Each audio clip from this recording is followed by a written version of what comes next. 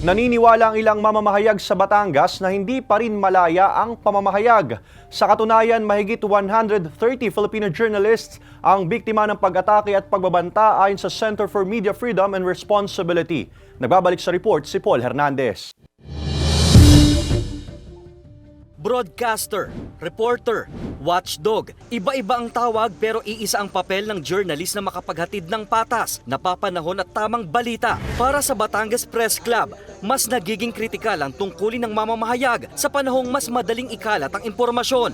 Sentro yan ng Media Freedom and Accountability Forum nitong weekend. Ma-equip as responsible journalist at kinakailangan ma-remind tayo na hindi lang tayo basta nagbabalita o nagpapahayag ng ating opinyon.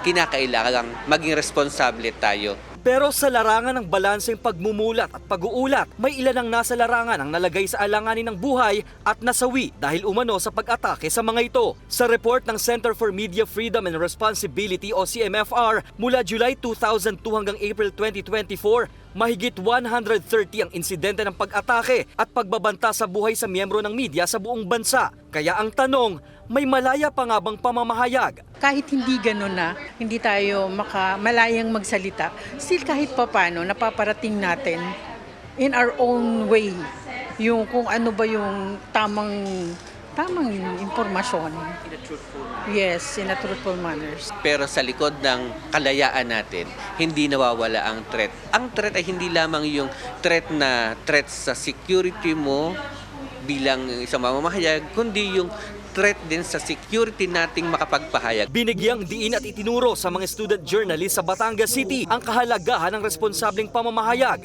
sa print, broadcast at online.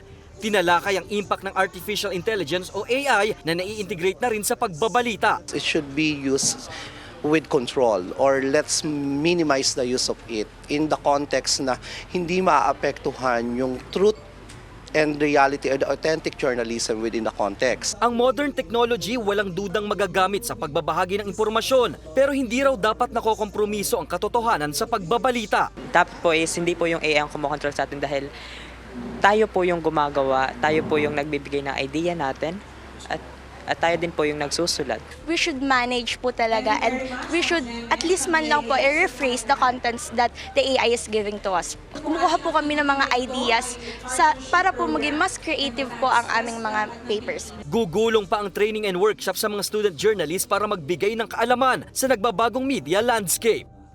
Kasama si J.R. Manjares, Paul Hernandez, Balitang Southern Tagalog.